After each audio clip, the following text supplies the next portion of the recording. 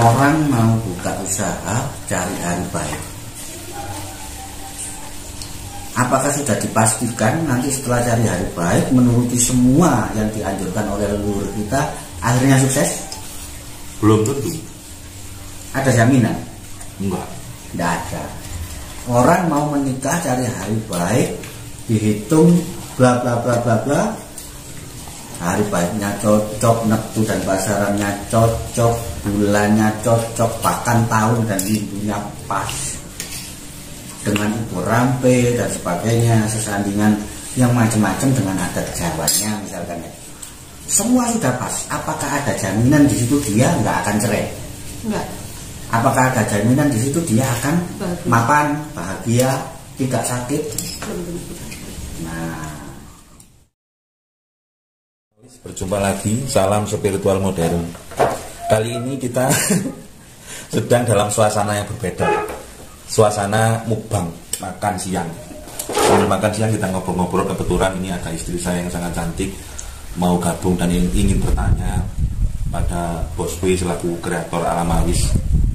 Apa yang ingin ditanyakan istri saya? Yuk kita simak bersama-sama. Sambil makan saja.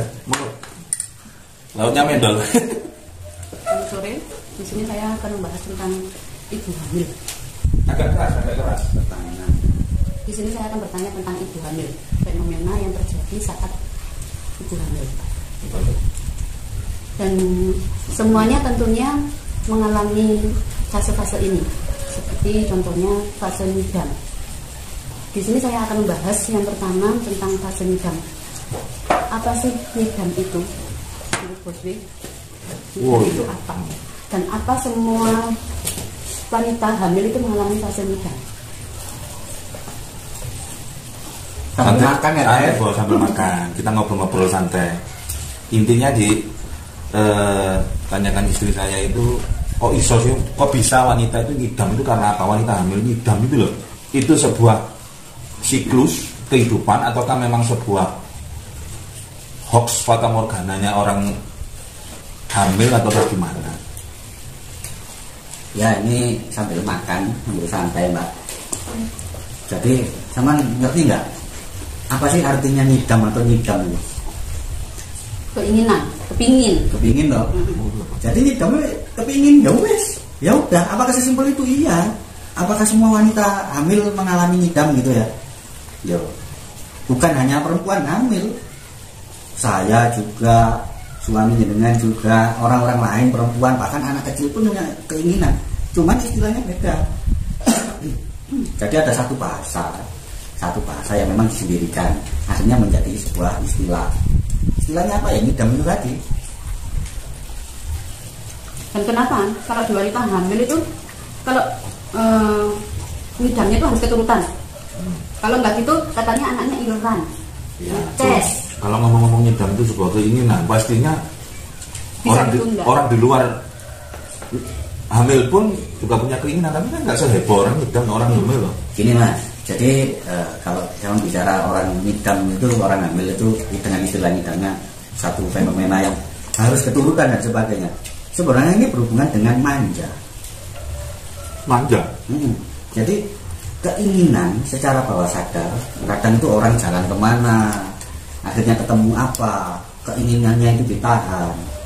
Jadi akhirnya itu munculnya saat dia hamil. Jadi terjadinya hamil itu kan mempengaruhi psikis, mempengaruhi pikiran, kejiwaan, kan seperti itu.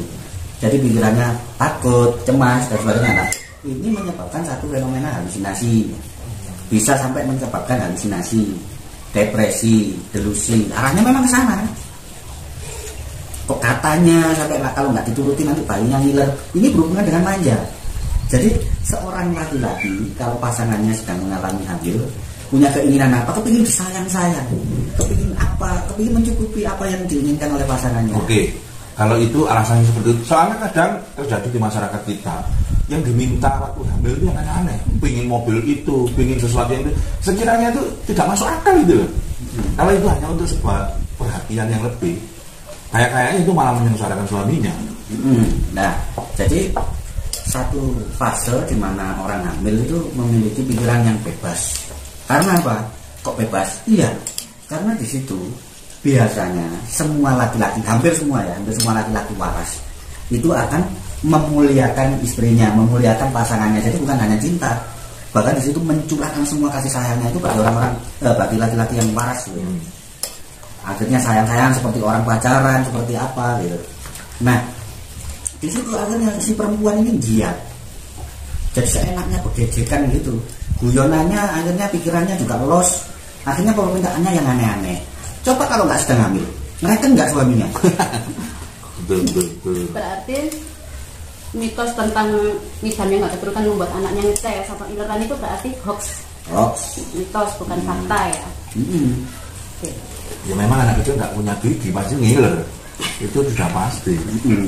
Jadi memang itu kondisi psikis yang mana kebanyakan perempuan hamil itu bisa mengeluarkan semua unek-uneknya termasuk keinginannya, karena di situ dia tahu bahwa pasangannya sangat memanjakan dia, dan pasangannya pun si laki-laki pun kepinginnya memanjakan istrinya yang sedang hamil.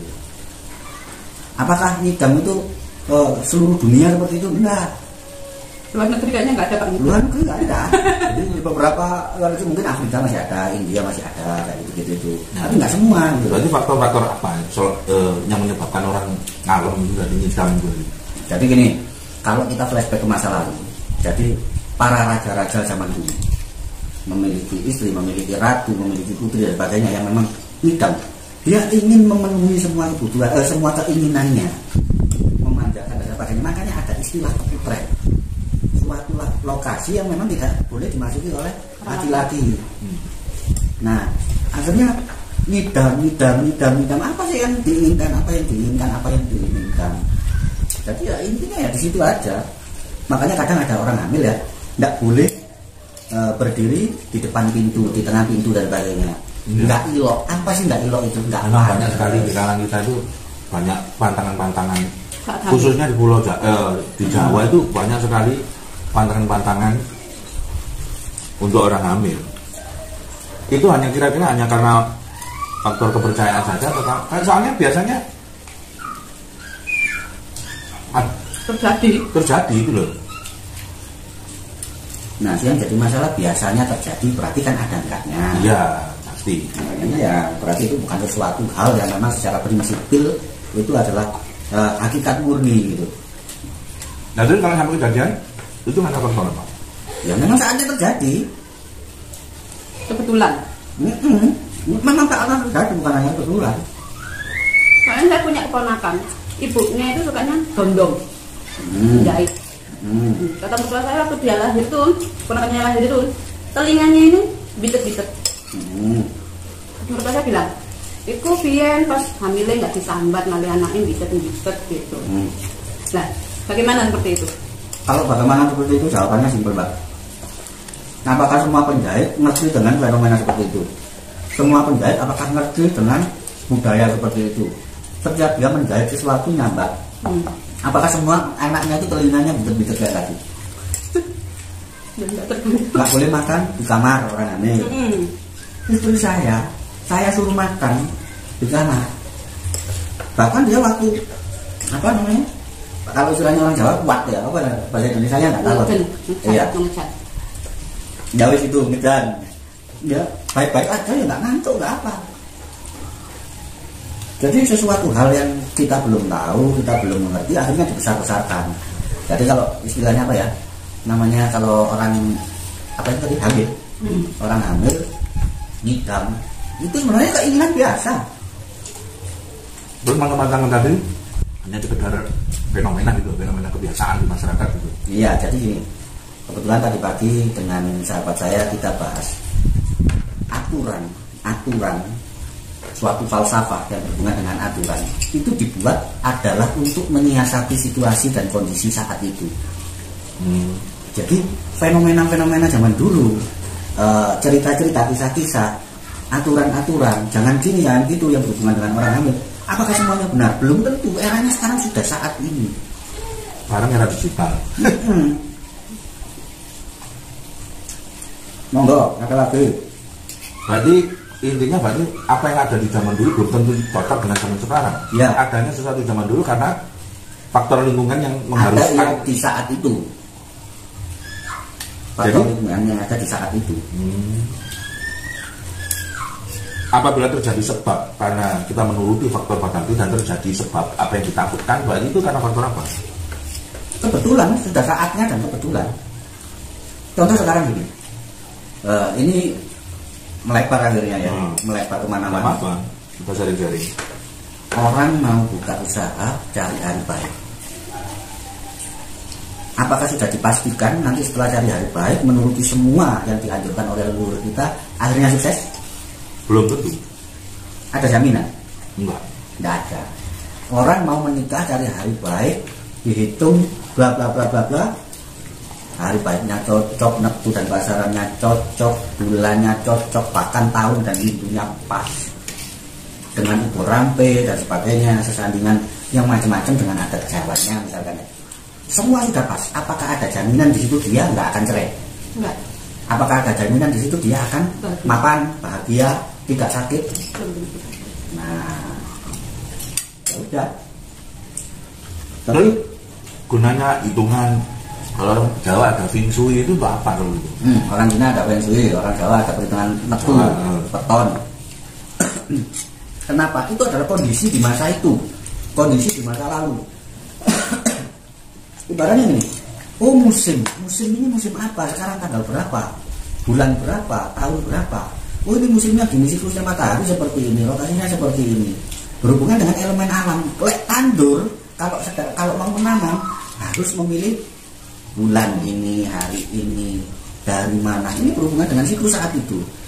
Jadi siklus saat itu memang ada koneksinya juga, ada kaitannya juga dengan bakteri-bakteri, dengan penyakit-penyakit, hama dan banyak lagi. Sekarang gini Pak, kenapa kalau orang hamil itu harus diteloni 3 bulan itu mengadakan selamatan, terus 7 bulan juga harus mengadakan selamatan yang namanya tingkepan. Lah di dalam tingkepan itu kenapa kok harus ada polo pendem, ada rujak bobek, ada jenang blowok, ada kumpupan? Maknanya atau filosofinya dari itu apa? Nah ini sebenarnya bagi kaum jelata pada masa tunggal itu tidak harus. Yang mengharuskan itu, yang menjadikan itu harus adalah mereka para raja, para punggawa kerajaan, para pejabat kerajaan, para konglomerat zaman kerajaan dulu, itu yang melakukan. Jadi telonan, tingkepan, dan banyak hal yang lainnya itu dilakukan itu oleh orang-orang yang stratanya waktu itu dalam finansial tinggi. Jadi rakyat jelata waktu itu tidak ada yang melakukan itu. Oh, di kemana-mana untuk selamatan. Nah, akhirnya karena adanya budaya seperti itu, orang-orang yang dengan berkembangnya zaman, dengan berjalannya waktu, orang-orang yang memiliki strata finansial yang semakin meningkat, akhirnya mulai meniru budaya waktu itu, mulai meniru. Oh ya, ini harus gini, ini harus gitu. Nah, harus polo pendem, ada yang dengan harus menggunakan jenang ini, harus menggunakan apem, harus menggunakan pisang yang seperti ini dan sebagainya. Itu tergantung. Terima kasih. Ya. Itu tergantung dari daerahnya, daerah mana. Kalau di Lumajang sana yang wajib ada bukan apem, Mbak. Kalau di sini tidak ada justru apem, Pak. Di sini harus ada apem. Kalau di tempat saya sini, daerah saya sini tidak ada apem. Di sini daerah yang apa namanya ya, yang vibrasi pengetahuan tentang budaya itu ikut Kediri dan Malang dan Singosari, Kediri dan Singosari. Jadi apem dalam setiap selamatan itu harus ada. Kalau kita berbicara tentang masa lalu. Kalau di Lumajang sana sudah ikut Banyuwangi yang zaman itu harus ada pisang. Pisang raja itu harus ada. Pisang candi, pisang raja itu harus ada kalau selamatan. Berarti tolak-ukurnya di kerajaan yang menguasai pada waktu itu? Iya, kerajaannya itu kerajaan mana? Jogja beda lagi. Kalau sekarang itu peraturan pemerintah mana? Iya. Kota mana? Sesajennya juga beda lagi. Jogja ini apa tempatnya?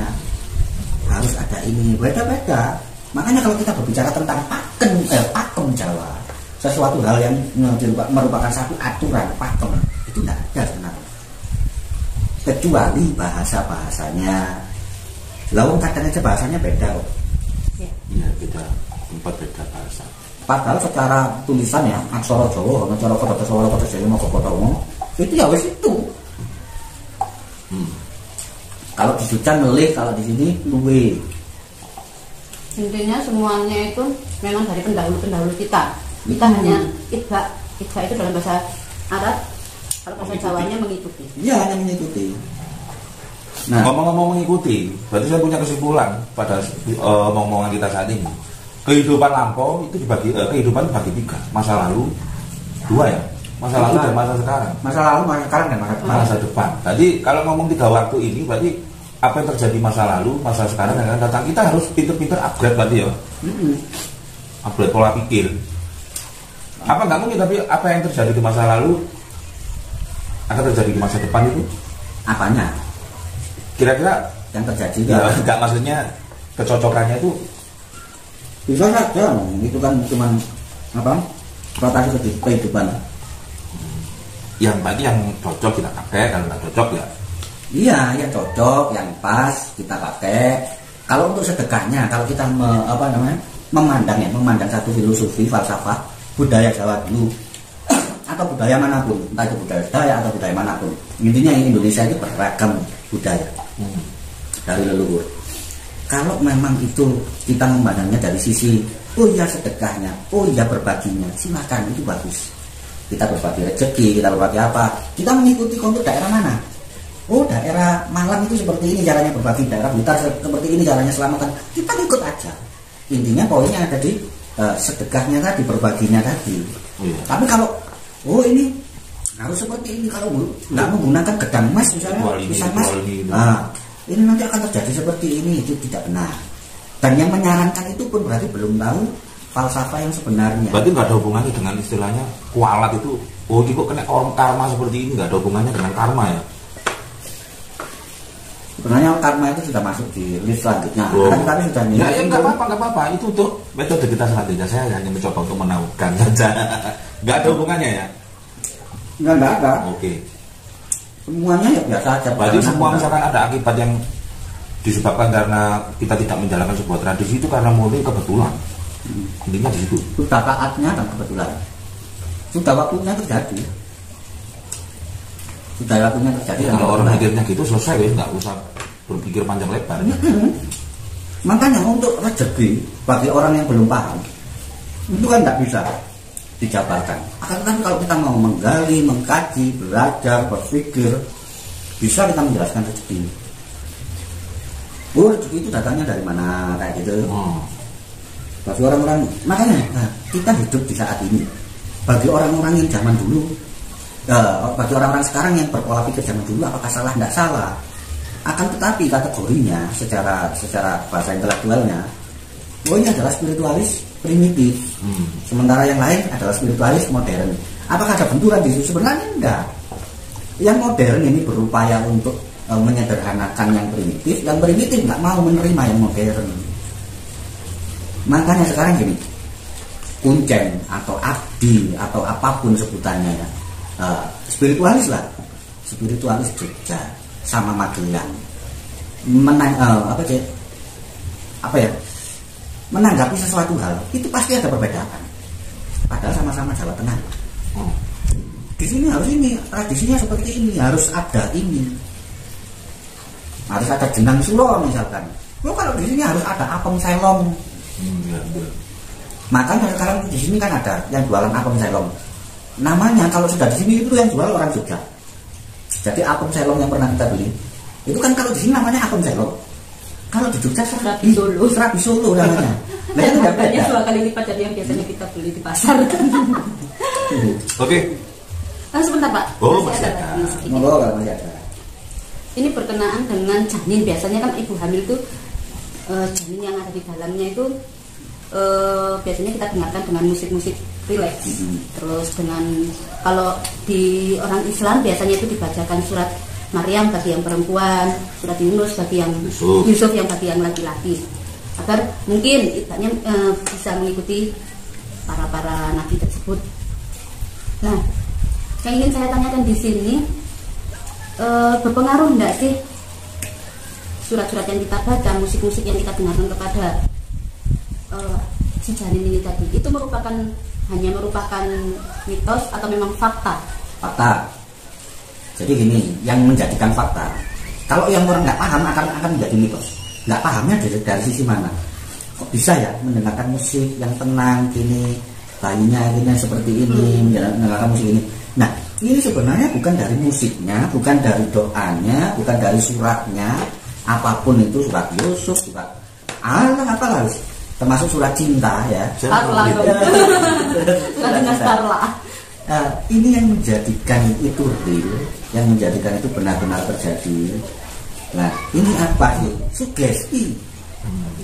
Sugesti, jadi apa yang dipercaya, apa yang diyakini, bagaimana ekspresinya orang tua, bagaimana orang tua berpola pikir. Orang tua artinya bukan ibu saja, bapak juga termasuk. Kenapa iya? Yang bagian mana ini kan bapak, perempuannya sel telurnya. Apakah bahasan seperti ini tabu? Tidak. Nah, ilmu. Ini ilmu. Apakah itu benar-benar terjadi? Apakah hanya mitos saja? Ya, benar-benar terjadi. Tapi terjadinya bukan karena musiknya, bukan karena surat-suratnya, bukan karena omongannya, namun karena psikisnya sang ibu yang dominan itu. Menjadikan ibu lebih tenang, sehingga makanya kalau orang-orang muslim ya, orang-orang muslim itu dibacakan surat-surat sama suaminya. Biar apa? Psikisnya ibunya membentuk kepercayaan, untuk sugesti, menenangkan pikirannya dan sebagainya, akhirnya merasa diperhatikan dan sebagainya. Nah, kembali lagi kan awal-awal hamil tadi terjadi ngidam kan karena kegalauan, karena ibunya gak tenang ya, butuh perhatian. Makanya ada beberapa orang hamil karena kegelisahannya dia, karena kecemasannya dia, karena ketakutannya dia, sampai dia terjadi delusi, sampai terjadi ODGJ, orang dalam gangguan jiwa, baby blues. Kalau sudah melahirkan. Nah, kenapa begitu melahirkan dia sembuh? Iya, kan aneh, kan pernah kan terjadi. Kalau baby blues itu terjadinya pasca melahirkan, Pak. Biasanya itu anak, babynya berusia sekitar 0 sampai 3 bulan itu si ibu itu biasanya kebanyakan mengalami baby blues. Apa Mbak baby blues itu? Iya. Cemas, khawatir, merasa kurang diperhatikan, merasa tersingkirkan oleh di sekitarnya. Itu cuman insecure, kondisi pendukung biasanya, kondisi yang mendukung terjadinya seperti itu. Kalau terjadi seperti itu, kenapa? Suaminya begitu bayi ini lahir, akhirnya biasa-biasa saja, nggak perhatian lagi, nggak sayang lagi. Tapi banyak penyakit psikis yang dialami oleh perempuan. Makanya mumpung itu tadi, mumpung aku hamil minta ini. Nah, Nidam ini akhirnya menjadi sebuah kemanjaan. Kebiasaan. Manja ini sudah jadi kebiasaan. Jadi ya begitu ya. Satu lagi Pak. Monggo. Dua lagi boleh kok. Kalau orang hamil itu biasanya, kalau dalam Islam, walaupun tidak di Islam juga di Jawa itu biasanya bilang gini, awakmu hamil, awakmu itu sing akeh dipirakati anake diriatohi. Itu hanya sugesti kah atau memang harus seperti itu? Tirakatnya yang bagaimana? Ya mungkin puasa, mungkin kalau saya tidak pernah, soalnya dua-dua anak saya tidak pernah saya tirakati atau diriatohi. Ya mungkin puasa itu tadi, puasa atau mungkin banyak sholat, banyak zikir kalau orang Islam. Itu sama dengan apa yang dilakukan oleh saudara-saudara kita yang beragama lain. Jadi bukan hanya Islam yang memiliki metode itu. Nah, apa sih porosnya, apa benang merahnya di sini di mana? Membentuk psikis tadi loh, membentuk psikis. Bagi orang Muslim mau mendengarkan pengajian sama seperti itu. Bagi orang-orang teman-teman saudara-saudara kita yang beragama Katolik atau Kristen Protestan sama aja, dibacakan Matius, dibacakan apa. Oh buka perjanjian lama, oh buka perjanjian baru. Oh Yudas Iskariot itu seperti ini, jadi dikisahkan oh Bunda Maria seperti ini. Ya cuma seperti itu. Jadi yang sebenarnya itu adalah membentuk psikisnya, mentalnya ibu. Oh ibu. Berarti intinya kalau ada atau istri kita sedang hamil dan ngidam itu seyogyanya dituruti ya? Ya karena itu psikisnya ibu, psikisnya istri kita, pasangan kita yang sedang hamil itu mempengaruhi janin. Nah, program lagi biar saya dituruti. Ya, istriku sudah siap punya anak lagi, yuri. Sampai jumpa kawan-kawan di lain kesempatan. Salam waras.